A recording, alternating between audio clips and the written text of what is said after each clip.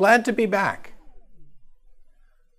In this video, I'm going to tell you a bit of a historical story, perhaps a story with a moral about learning from other people's design mistakes and taking advantage of them. And it's a story about what are now ubiquitous, automated teller machines. The machines you go to get cash, today do many more things. But at one time they were not so common and in fact a little bit scary. So let's talk for a minute about early cash machines. Even in the late 60s, people were developing prototypes and deploying the very earliest of these machines, sitting, in the walls of bank branches. The first one believed to be in England and then spreading in different places around the world. And they existed for one major purpose, so that you could get money when your bank branch was closed. If you wanted to deposit money, you would actually take an envelope, and if you were a business, a heavy fabric envelope, and you'd have a way to put this into a night depository where it would go into a vault and be open the next day. But to get money after hours was a big deal.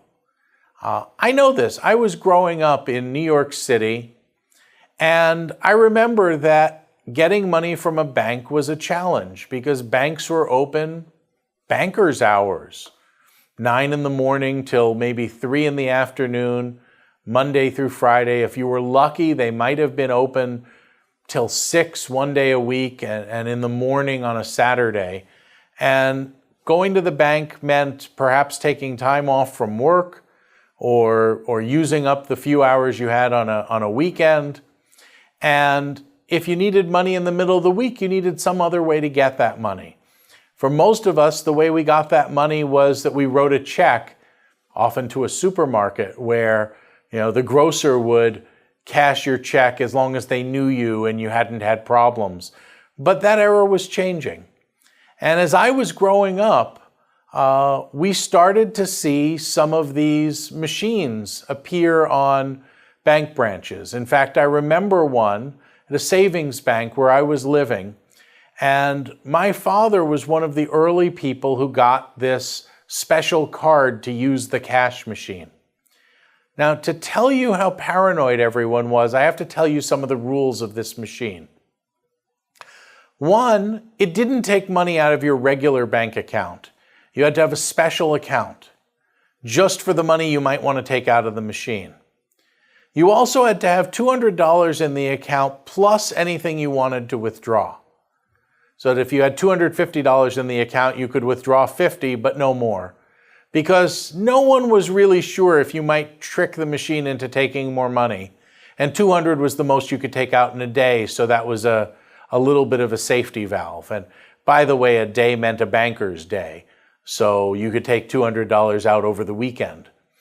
But most of all, this bank machine, this cash machine, had all sorts of circumstances under which it would do something to protect itself and your money. It would eat your card. When would it eat your card?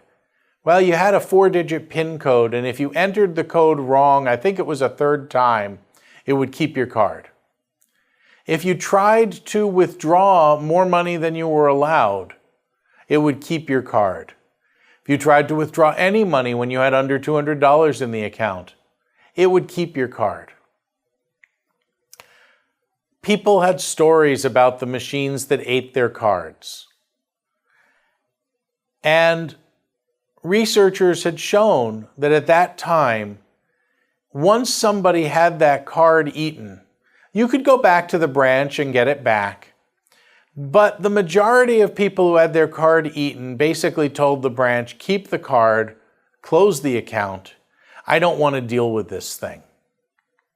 Well, there was a bank that learned something from this lesson. This user experience, usability lesson, was First National Citibank of New York. It deployed automated teller machines based on a dip interface. That dip meant that instead of putting your card into a slot and having it disappear and given back to you, you would dip your card in and pull it back out, as about half the machines today do.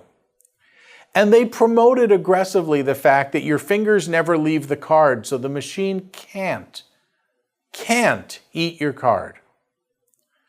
Now, this was remarkably successful. Now, we've got to go a little bit further than this. It wasn't just that the machine couldn't eat your card. They deployed them everywhere. They had a huge marketing campaign. They adopted a new name, the City Never Sleeps, and a new motto, the City Never Sleeps, and the name Citibank. They actually had originally been Citibank with a Y, then National Citibank, then First National Citibank, but they came back to Citibank. The person who was in charge of their ATM deployment, John Reed, later became the CEO of Citibank, largely because they did something that was virtually unprecedented in banking. They got huge numbers of people to leave their current bank and change to move their accounts to Citibank because they had understood that they could make getting your money easy and pleasant, and most important, comfortable and risk-free.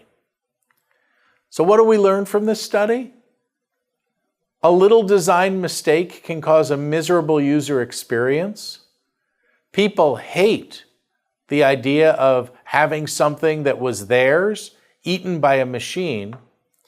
And if you do this right, maybe you too one day will come and become, the CEO and president of a top corporation when you learn from your competitors' mistakes and adopt user-centered design.